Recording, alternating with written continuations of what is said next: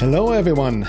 Before we start this episode of the Cosmic Matrix podcast with my returning guest, Astrologer Michael Lutin, where we'll talk about the Pluto return of the US and how it affects you and the whole world at large, I want to announce the next round of our private group coaching program, Time of Transition Embodied Soul Awakening, starting November 22nd, 2021 until February 10th, 2022. This is a 12-week in-depth course where we combine the necessary inner work and outer work in context of the evolution of consciousness and the time of transition we're in right now. As many of us start to awaken in our own way, we need to make conscious efforts to engage in the great work to come into alignment with who we truly are, our soul essence and purpose for being here. But we cannot do this work alone. And as I mentioned many times before, it is not enough to be around just like-minded people, but also be around people who are engaged in the same work. Laura and I have created this 12-week course, and we've refined it over time to give you the right tools, practices, exercises, and knowledge to help you navigate this critical juncture in history and essentially find your inner guidance to heal and empower yourself in alignment with your unique purpose for being here. So we do this work by combining the necessary inner work based on the fourfold approach of holistic self-work on all levels: physical, psychological, emotional, intellectual, and spiritual, as well as the outer work to understand the larger forces at work in light of the matrix and the evolution of consciousness. So here are some of the topics we'll be covering in this 12-week program: the process of embodiment, evolutionary astrology, karma and past lives, shadow work, occult forces, working with triggers and projections, entity interferences and psychic attacks, somatic work, healing trauma in our nervous system, emotional intelligence, ancestral work, healing our fractured parts in order to access the true self, divine will and the evolution of consciousness, timeline and realm dynamics, which also ties into reality creation, how to access intuition in the higher mind, evolutionary relationships, spiritual warrior training, and much, much more. So, if you feel called to join us and go on this journey with us and work with us, please apply in the link below or on the course page on my website. I'll post the links below in the info section. Please note that there's only limited space available and it is by application only. Again, more info in the links posted below. And with that being said, enjoy the show with Michael Lutin. Okay, hello, I welcome you all to another episode of the Cosmic Matrix podcast with your host, Bernhard Guenther. And I have a very special returning guest, renowned astrologer Michael Lutin, a good friend of mine, and we've been known each other for quite some time. And he has been on the podcast almost 2 years ago, on November 7th, 2019. And there we talked about the Saturn-Pluto conjunction Capricorn. And the title of this episode actually was, just let me look up here, Astrology Occultations and the 2020 Saturn-Pluto conjunction Capricorn, which happened, I think, January 12th was the exact conjunction. And it was really a fascinating talk because that was before all this craziness happened which we're in right now. And first of all, before I want to share about it, welcome to the show, Michael. Thanks for coming on again. I'm glad you're giving me an opportunity to clear that up. Excellent. So let's dive right into it. We have a lot to cover. So I want to get back to that episode, and you made some interesting quote unquote predictions about the energies back in 2019 in November on that podcast. And I really encourage for the listeners, if you haven't listened to that episode, to also listen to that. It's very important to understand in context of this episode and what else is happening in the world. And you made some very interesting prediction light of the bigger picture and in context of the Saturn-Pluto conjunction Capricorn. So here's some show notes from that episode where you mentioned that Saturn-Pluto... Go ahead. Can you hear me? Hello? Go ahead. Okay, you're fine. Okay. Excuse me. So you said the Saturn-Pluto is triggering death anxiety as well as fears and insecurities. No shit. The whole paradigm of what it means to be alive is changing.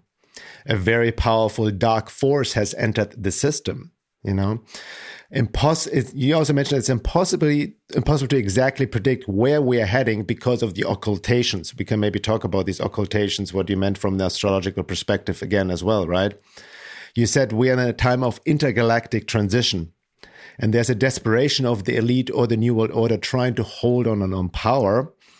And then there's a global conflict between centralized power, which symbolized by Capricorn, and the power to the people, symbolized by Aquarius, intensifying as we approach Pluto in Aquarius and the Pluto return of the US. And finally, you also said that the real controllers are not human. So, Michael, you want to get back and...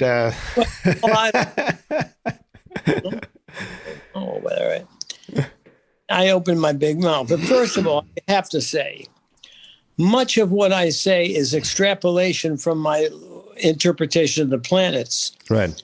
I don't have the aliens in my kitchen cooking dinner and saying, tell them about the occultation. Yeah. So what does it mean, for example, occultations from the astrological perspective again? I think the occultation is very important.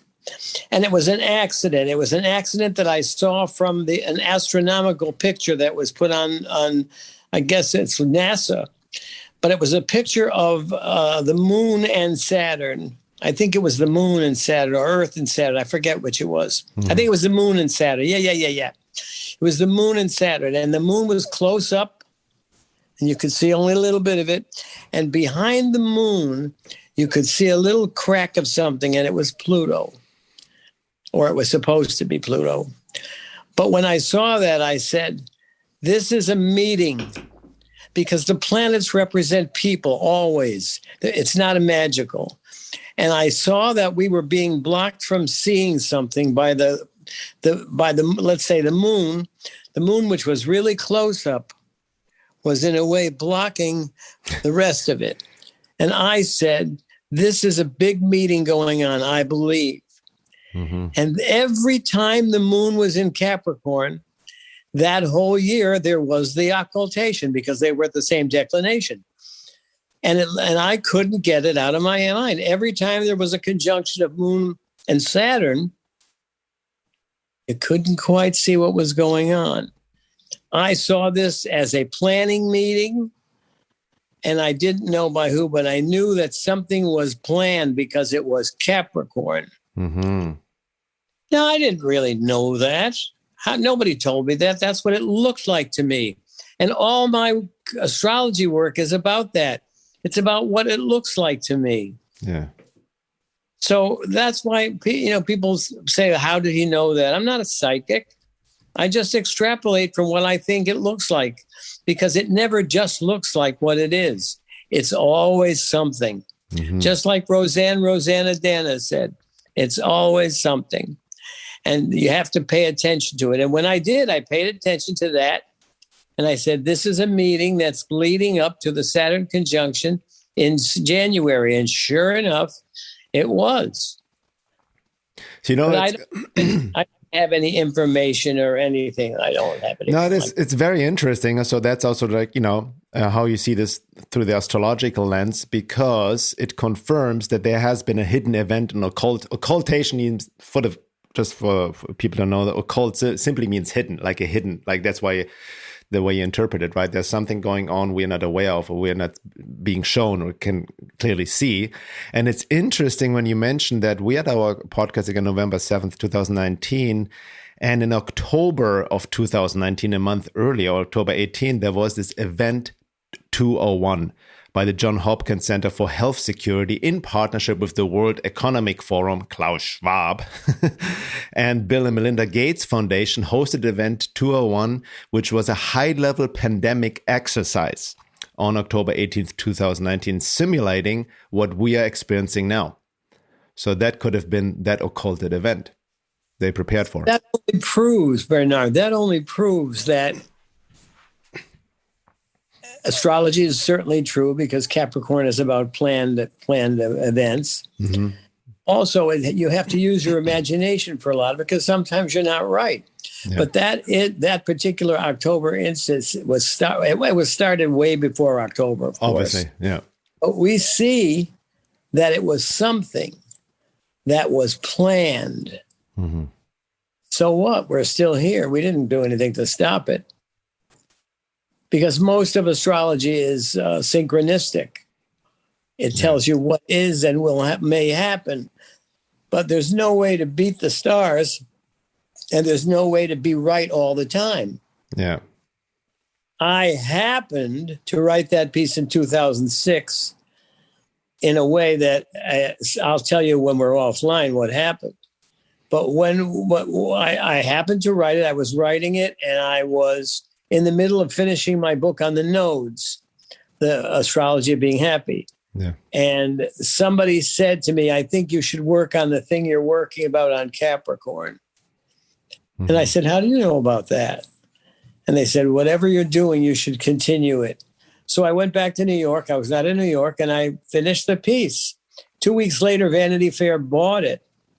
But the night before they were to go to press, they stopped it. And they called me and they said, there's no room for your new piece in Vanity Fair in this month's issue. So my agent said, call them back and tell them to take out your column. Mm-hmm. So I did, never thinking they would really take out my column. But they took out the column, and that was the end of the piece. But it was a message to me to stop doing 12 sign horoscopes. Mm-hmm. I had another thing I was supposed to do, so I took it. And sometimes I'm happy that I did, because a lot of people, more people now know what I'm doing than ever before.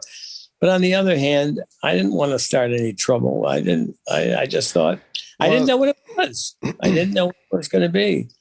So that's. But I remember the last Saturn Pluto in 1983 was huge. It was the AIDS epidemic. Mm-hmm. It was huge.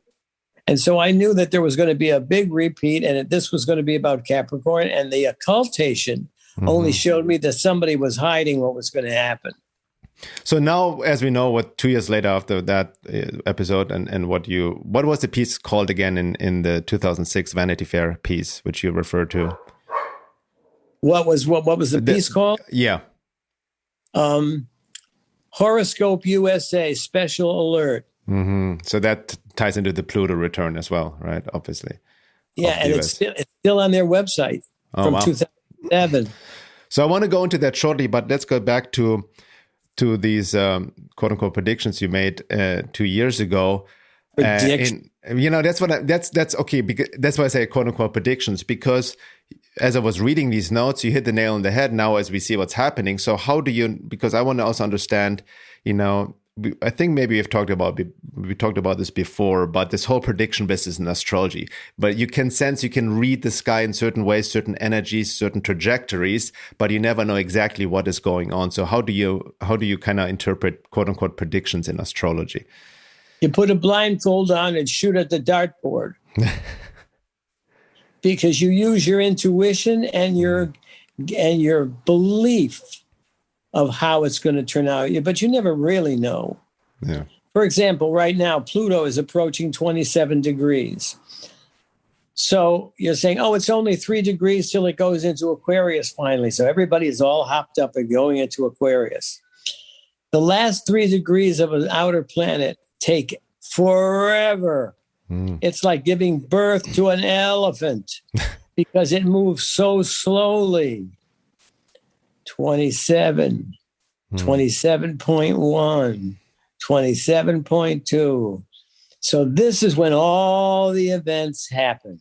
Mm-hmm. When all the truth comes out. Mm-hmm. When the hero becomes the traitor and the traitor becomes the hero. Now, what does that mean? Does that mean I know who it's going to be? In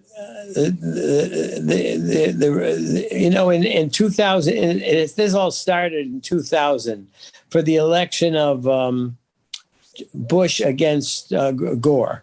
Man. So the election took place the night of Mercury retrograde turning to Mercury direct. Mm-hmm. But it wasn't direct. It was retrograde.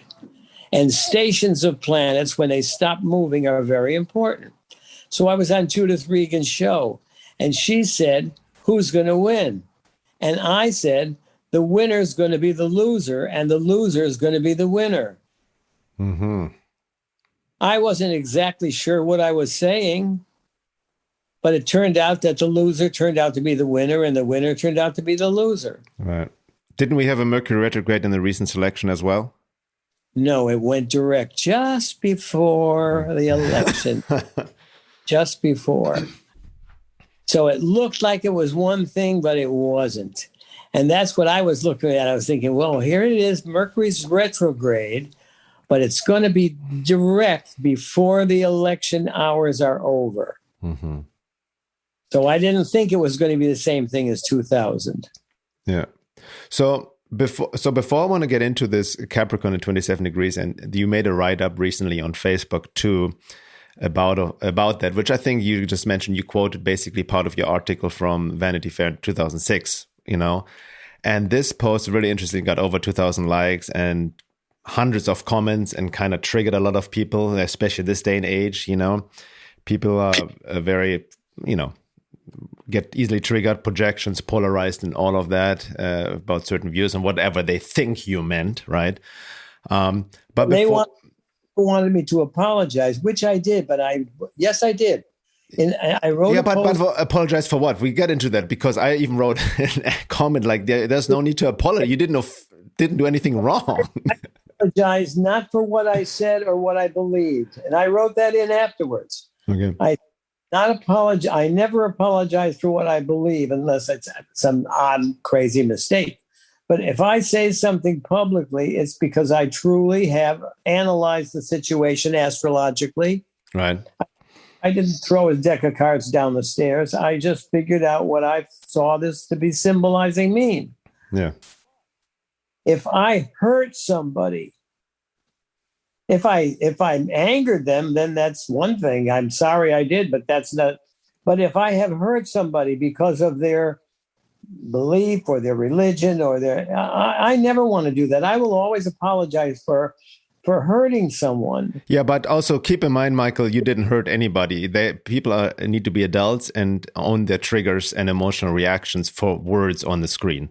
Oh, we are station of being so ripped apart on purpose, whoever's doing it or whatever's doing it. Yeah. I've been telling this to people on all my clients. The one thing we can't do is reject each other now. That's exactly what's wanted. Yeah, the polarization, right? Because today's fish reps, today's soup. No, I don't forget what it is. Anyway, today's something. Anyway, I believe what I write, not as gospel, but as what I think that the stars mean. Yeah. And I don't have any intuition magically to what's going on. I have happened to be correct. And some of my predictions are dire because life can get dire. But there's always tomorrow, and I don't know what's going to happen. People say what's going to be next. Wait, let me tell you that when Aquarius involved, forget it. You can't figure out the next 5 minutes, much less the next 20 years. That's the nature of Aquarius, is forcing you to live spontaneously and solve problems with your intelligence. Yeah. That's the trick of Aquarius. It's solving problems in Aquarius, not planning ahead of having the meeting 200 years, like they did with the Capricorns. Mm-hmm. The Capricorns thought they were flawless because they did almost an almost perfect thing. But when Aquarius is involved, whatever you do is almost perfect. So that's what we're approaching. So what is your insight and hindsight now with Saturn-Pluto conjunction that happened January 2020, right? In light of the current events, how do you see it now and what you mentioned 2 years ago? How do I see that conjunction in Capricorn? Yeah. I've been telling this to my clients. If you're alive now, there's a reason.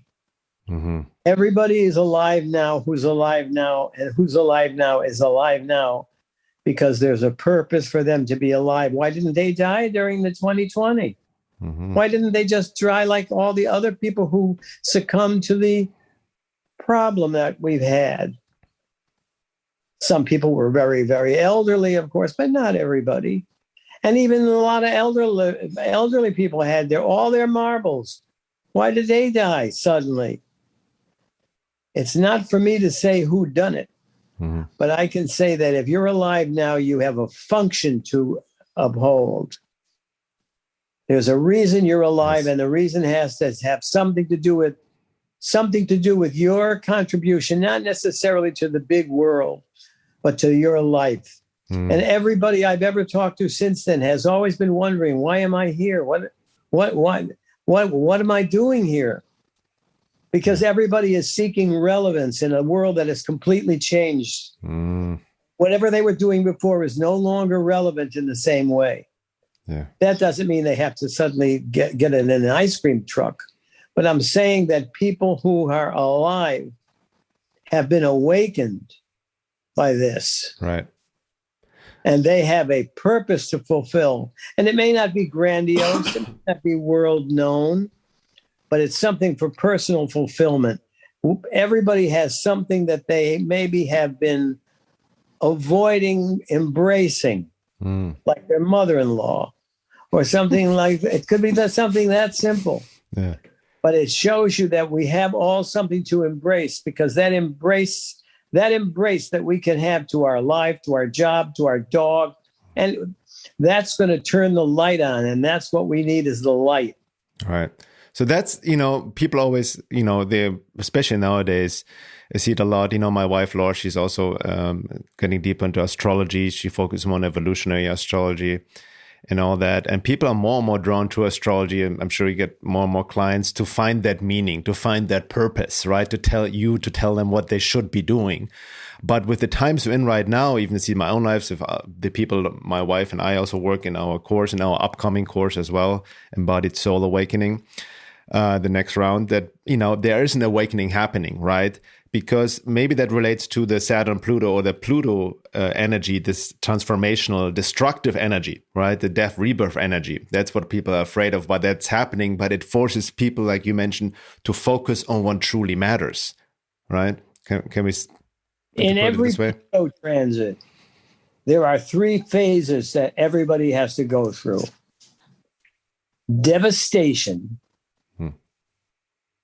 You can't say nobody's home when Pluto knocks. No, está nadie en la casa. Can't say.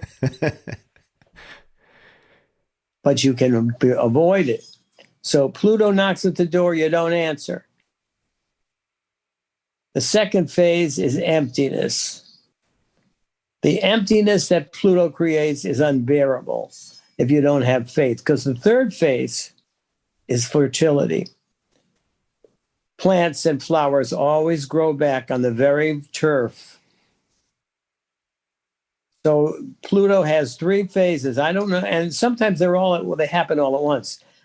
But these last 3 degrees are it's like labor. It's very much like labor. You're in the last phase of labor. It's too late to turn back, and the baby's head is crowning. And then it decides to smoke a cigarette before it continues on the path down the. So the thing is that the last 3 degrees of a sign are agonizing if the planet is a slow moving planet. I could bring up a whole other subject of Christopher Columbus, but this isn't the place for it. Yeah. But that's what Pluto is, and it's and every station that it makes between 27 and 0 is agonizing and yet liberating at the same time, because that's what Pluto does. It squeezes you until you let go. You let go, yet no, yeah. So it squeezes you until you let go. Yeah. So it's interesting with Pluto. Can we, interpret Pluto? Because then you can see it on the collective level, right? How it's affecting the collective, the world, but then it's also affecting everyone personally different, right? Depending on the natal chart and whatnot. The books, in the early books of Pluto, when it was first discovered in 1930, the early books said, "Oh, this only affects generations." And those people never had a Pluto transit. I'd like to talk to them. Yeah. But I'm already working with another planet that's beyond Pluto because I find that it has much more meaning for us right now. But I haven't formulated anything. It's an amazing thing. It's a planet with a 500-year span, but I've been working on that lately. And you just newly discovered planet? What? A newly discovered planet, or yes, in 2003. Mm-hmm. But we'll get to that. Let's stay where we are for the moment. Yeah. And where for the moment is where we have to live. We've gotten this far. You have to believe. You have to have unswervable faith in the rightness of being. Mm. And that there is a rightness to what's going along. And no matter what side you are on of the you-know-what, yeah. If you're on the right side of the VX or you're on the left side of the VX, it doesn't matter, but it's splitting humanity in two. Mm-hmm. And we mustn't let that happen. So that's interesting, the splitting, because let's talk about this, because I've mentioned this a lot as well. I've even written an article 5 years ago, the timeline reality split. And the way I see it, based on also, I base it on esoteric teachings that have hinted with prophecies or like at this time and age. I see twofold. I see it, what you just mentioned, there's the artificial divide and conquer polarization, pitting humans against humans, right, who are identified with a certain side or whatnot. Even in families, with like who takes a jab or not, you know what I mean? Like there's a lot of that happening. But what I see also happening, I've seen in my own life, see a lot of in the lives of the people we work with as well in general, there seems to be a natural splitting happening as well, based on the level of being, level of consciousness, level of soul evolution, because we all have different lessons, so it's kind of like, maybe it's a paradox or contradiction in that sense that, yeah, we need to watch out not to let the quote unquote controller's matrix divide us, right? We need to work together, but at the same time, there is a natural splitting. We cannot, force others to see the truth or awakening and all of that. So how do you reconcile these opposites? We can remain bonded to the people who don't think like us. And that's the really hard thing. Mm-hmm. Because if I think a certain way, it's going to alter my behavior and the behavior of the people I love. And this is a big part of the transformation of human beings. Yeah. I mean, you mentioned even your recent write-up on Facebook, which I'm going to then share more shortly, that we are now fully engaged in a global galactic war. We are literally in a war on multidimensional proportions, right? And the way I see it, and even I gave a talk yesterday at the Freedom Rally here in Arizona, this is also beyond left versus right, Democrats versus Republican, all of that. It's just simply like the archetypal war of dark versus evil, right? Or of truth versus lies.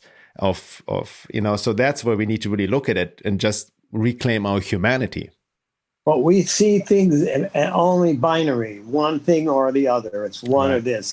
There was a fantastic science fiction short story, and I don't know if it was Philip Dick or I'm not sure who it was. But what if I can't find that? If anybody out there finds it, send me the title of it. It was about a huge conference that was being set up, and it was being set up on a very distant planet, and it was only for Jewish people. And it was some great convocation that happened very rarely, and it was all the Jews in the universe were getting together, as many as could get there, were to participate in this. Just as it was about to start, a spaceship lands, and these purple octopuses get out. And they're all duded up. They're ready for the conference. And so they're stopped by the conference coordinator and said, "This is just for Jews." And the octopuses say, "But we're Jewish." And they spent their time fighting over whether they were Jewish or not and whether they could be allowed into the conference. I want to find that short story, and I want to get the rights to it, and I want to make a great video of the octopuses that came to the Jewish conference, because it splits our binary thinking completely. Yeah. And I think that something like that was so inventive and so kooky and crazy that it has to be true on some level. Interesting, yeah. Yeah, the binary thing, I mean, this is the whole talk about duality, but I've seen, I mean, Laura and I, we have talked about, a lot of people also can misapply the non-duality teachings of just not, this intellectual, like, higher, self-importance of neutrality and just having belief to transcended duality, but we're still dealing with it. But things are not that black and white. It's just dealing with the paradoxes, right? That's really what it comes down to, right? That we are just, even fighting shadows on the wall. But what we see also, and that's, I think, where astrology comes in as well. People just we talked about this before, misinterpret like all these stars are outside and affecting us. There's truth, but they're also a reflection of our internal landscape, right? Of our inner psyche, so to speak. And what we see in the world as well, the division is also a reflection of our inner division. There was a series, a science fiction series, and it was very lighthearted, really, called Alien Nation a few years ago. Mm-hmm. And they were, there was about a family, a man and wife, and I think they had 2 kids, but they had been from another planet and they were adjusting to life. And it turned out that they wanted to have another baby, but in their biology, it took 2 men. Well, not necessarily 2 men. It took a man and a type that was sort of like male to couple with the female. So that idea has already been put into the head of the masses. Mm-hmm. So I think that what I had said was that we're in a galactic, because I can't run away from the truth of what I see. I see that there are many beings and many worlds. There are many, many intelligent beings of advanced technical and spiritual. There's many, many of them. So to think that that's not the case. And right now we're on the brink of being introduced to it, not the fake way that the fake disclosure will come any minute, and you'll be able to see the makeup. But I think that we can't avoid this. And this is part of what they call disclosure. Not that it's disclosure by they're going to pull the curtain back and we're going to see them and aliens are going to start dancing. It isn't anything like that. It's a gradual awareness that we are not alone. Mm-hmm. And in a way, we're so alone now and alienated as we've never been. Why are we being separated like this? Because we can't bear it. As human beings, we can't bear it. But there are many other beings that deserve our respect and love. Mm-hmm. There are many beings that we should be very wary of. Yes. Yeah. This is whole ties. We can go deep into this maybe the second hour, the positive versus the negative alien agenda, which is also playing itself out. I've written about it. We've talked about it briefly as well, right, in our last podcast. But that also brings me, bringing it back to the topic of astrology and astrologers in general. I think that what you mentioned before, like astrology is just an art form, not just science and an intuitive, psychic art form, but it's also informed by the belief system, the conditioning of the astrologer, and that's what we see nowadays. I think that's, Laura and I, we've talked about that. I see it a lot. And I don't know if you maybe want to address it, because I feel astrology has become more and more popular and helps a lot of people, but it's also become hijacked and abused by, people who are extremely politically conditioned. That's okay. You can only go so far with your consciousness. And the thing is that some people are enamored of the excitement. When you first see the truth of astrology, you go nuts with excitement because you think, good, now I don't have to deal with my mother. Right. But you blame the chart. Yeah. But the fact is, it is a very high thing that happens to your head when you realize you're connected to the universe. Then your life has to be able to fit into that, and your life has to become congruent with what you perceive. And that depends on how open you're going to be to the possibility of higher consciousness or just consciousness. Some people don't have anything. Yeah.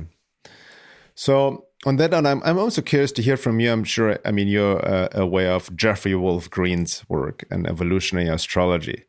It's really fascinating. Laura has gotten dived deep into that, and she's working with an evolutionary astrologer, and it has helped me to understand more the significance of Pluto and Uranus in your chart and all of that tying into trauma or also into past lives. in all of that, and also in the bigger picture. And he said something like, I was reading in his book, he predicted back in I don't remember when, decades ago, that this time we may enter this, like maybe that relates to Pluto and Aquarius, also this fascist technocratic society, AI, highly computerized and all of that. And that's what we're seeing happening right now as well, right? This almost a splitting in a sense of people wanting go back to live in community, connect to earth, decentralize resources. But at the same time, there's this other force coming in, trying to plug us into a more technocratic society. Agreed. But I think we have to talk about Jeff Green's book. We have to realize that evolutionary astrology, and Stephen Forrest has worked a lot about this, and many people have.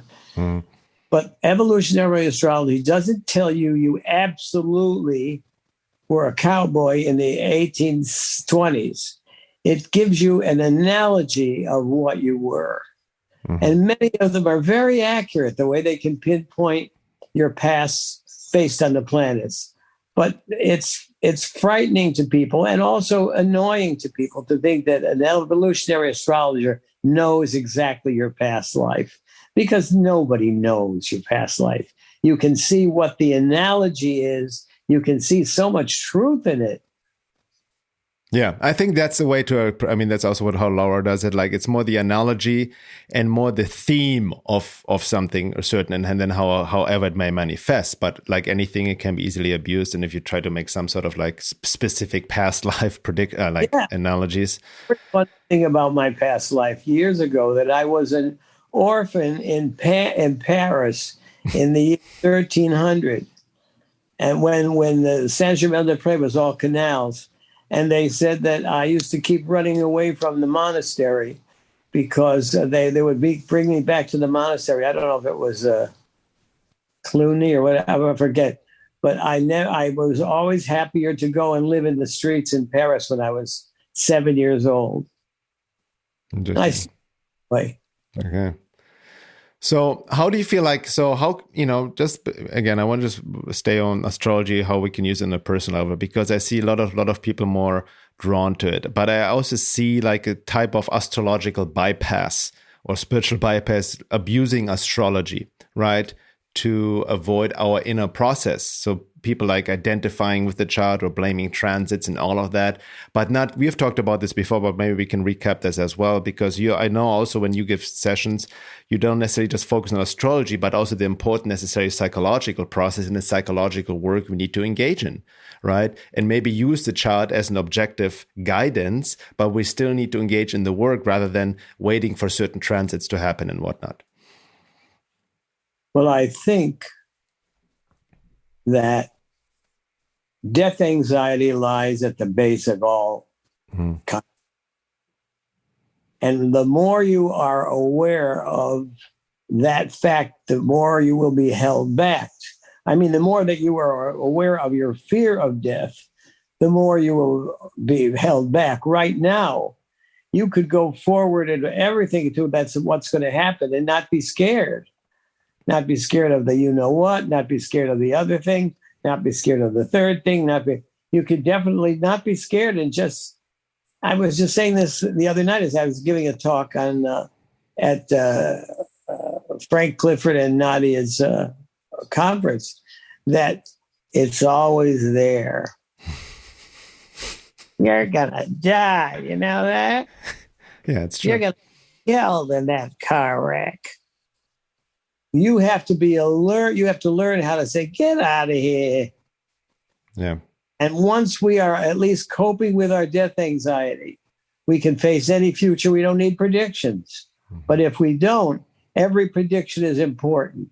And that depends on your childhood, how much confidence you're given in being alive.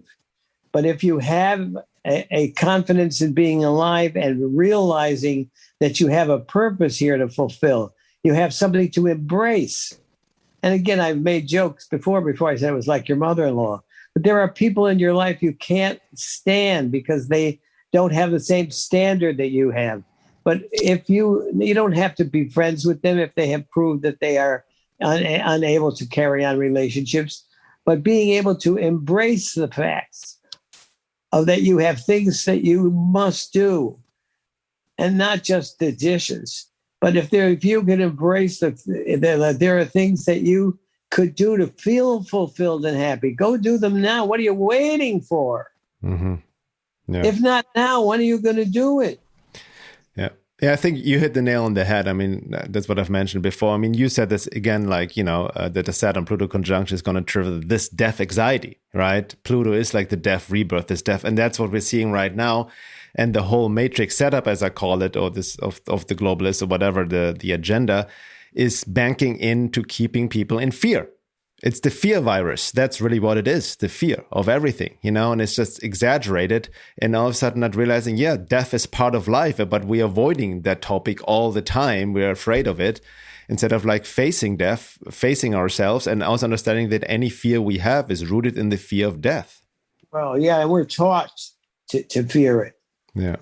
Fear the anger of the Lord. We're taught that love is not going to embrace us, but fear will sustain us. Mm-hmm. That's the wrong way to look at it, because if we look at that, then we'll be afraid of doing anything, and we'll be afraid of what's happening now. Yeah. And when you're not scared of these people, and I don't mean just the people who are on the side of vaccination, but if you're not scared of the people who see this as the end of the world, you can survive it, because you won't be living in that fear of you're not being here. I don't want to die. I'm right there. I couldn't get along without myself. But if we can understand that something is happening that has never happened before, yes, it has, but it hasn't happened in our realm of experience. Yeah. Something like this happened 600 years ago. But we're in the modern time, and we're experiencing life as we know it. And I believe that we are on the brink of being introduced to a galactic reality. Mm-hmm. That ties in. But it is, because I don't know. So but the fact, pretend that we're not at the brink of, if we're not in the waiting room for some huge thing, why did we survive 2020? Mm-hmm. So that also would tie into the probably Pluto in Aquarius, right? Where more the galactic revelations will happen, so to speak. Something else, they will have other headaches, believe me. So what would you say, like, for people, with all this death anxiety and people struggling with, I see this a lot, as I mentioned, Laura and I will work with have absolute people. Unswervable faith in what you are doing. Mm-hmm. Unswervable. And you'll have those moments where you're going to be crapping in your pants. Everybody has it. And you'll have doubts, and you'll have horrendous fears that you've been made a fool of. But if you maintain unswerving faith in consciousness, in development, in light, in love, you will be on the right track. Beautiful. That's what I believe. Yeah. Yeah. And I want to add to this, and faith, and that means it's not simple hope. It's not hopium.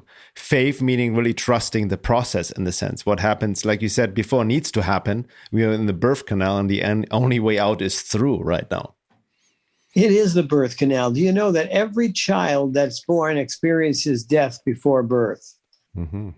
That's what it is. Mm-hmm. Going down that canal where there's no air, no water, you've got to have faith you're on the other side. And whatever faith you have has been built up by the prospective parents beforehand. So if you love the baby beforehand, it's going to have a better chance in life. Yeah. I knew a guy who was a welder, and he and his buddies used to go deep sea diving in the Caribbean. And they had a place where they would go that was I think it was 300 yards, maybe 100 yards, 100 yards through a canal that came out on the other side of the Caribbean, where the dolphins were playing and the sun was shining. But you had, I think it was 100 yards, where you had to go through this tunnel. with your gear on that was only as wide as you were.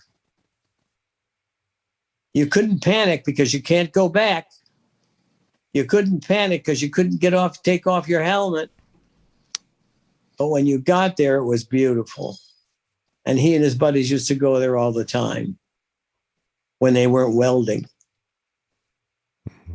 That's what the birth is like. And that's why every fetus needs unswervable faith in what lies beyond. Right. And so do we, because it's the same as death.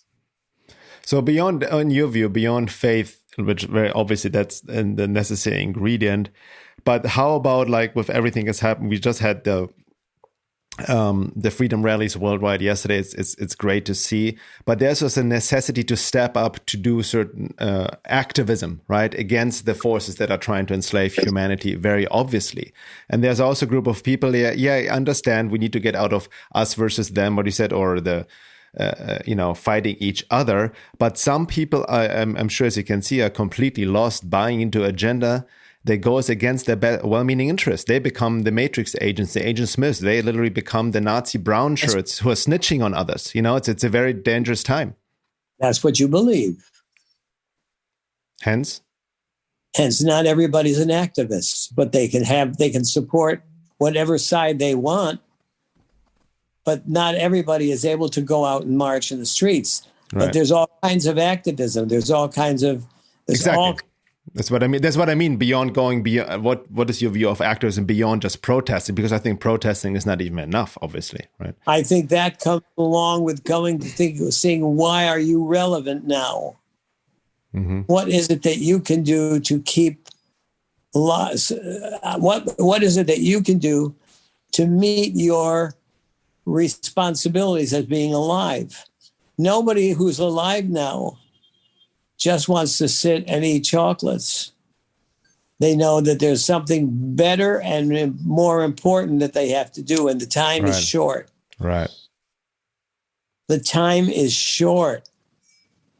Yeah. That's scary. And time is of the essence. I agree. Yeah. But you have changed your life completely because of this. Yes, absolutely. Why changed your life completely because of this? You stopped your tap dancing act on Broadway. That was important for you. And now you're doing something different. And you're doing something that you believe is good for humanity. But it's not the same as what other people believe is good for humanity. And that's why we're split down the middle right now. And it's not just America or England. It's not. It's the world. The world got split in two. Mm-hmm. And now the world is broken and we have to put it together again. Yeah. That's why we're alive. But not according to Klaus Schwab's Great Reset and bring it back together under forced uniformity and a technocratic global takeover. Well, it is. According to what? Carl Schwab. Oh, of course, I know. He sees the great opportunity right there. You know, say what you are dedicated to, because your dedication is true. Your heart is true.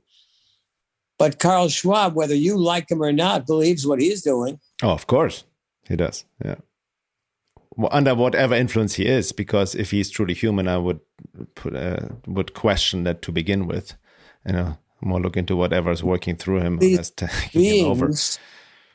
Not a lot, but some of these beings that we're talking about are not human, and they were not raised or born or created or hatched with compassion as one of their truths. Exactly. And it's possible for us to imagine that people don't have emotions, they don't love, and they don't have compassion, and they don't feel bad and good. We can't imagine that because we're like wet sponges, all of us. Yeah. But there are beings that have been incarnated and others that haven't even been incarnated that still have an intelligence that we don't agree with or cope with, but is actually out there to be recognized. Mm-hmm. And that's what this process is about. Exactly. Recognizing different, and I say alien, I mean different. recognizing alien intelligence and alien codes of conduct and belief that seem completely crazy to us. Yeah. So on that note, we're at the end of the first hour. I feel like we just started, but it was necessary to talk about so far. And then really want to now, in the second hour, then talk about, speaking of hatches, your post on Facebook, which was referred to before it was a month ago or something. You made this great picture of the serpent hatches at last with the little dinosaur coming out of the egg.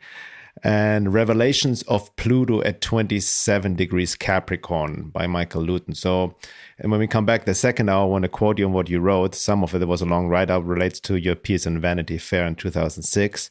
And it's very interesting because this post has gone viral on Facebook, and hundreds of comments. People got triggered, especially some astrologers, implying that projecting all kinds of things onto you and getting them upset. And it's very fascinating what he wrote, because that goes deeper into a much deeper agenda that's at work here as well, from a non-terrestrial perspective as well, and in light in the evolution of consciousness, what we hinted at and leading up to also Pluto and Aquarius. And like you also mentioned in that piece, that it all ties into the Pluto return of the US, which I really want to go into deeper as well. But this is not only affecting the US, but the whole world. So let's talk about this in the second hour. But before we close up, do you have anything else to say? Where we're in right now. So it's important. The most important part is, I see, to keep the faith, right? It's easier said than done with what people are dealing with, right? Because there's a lot of splitting happening within families and friends and whatnot. Is there anything else you'd like to say to give people, based on your experience and your insights you already have from the astrological transits, of what people can do right now?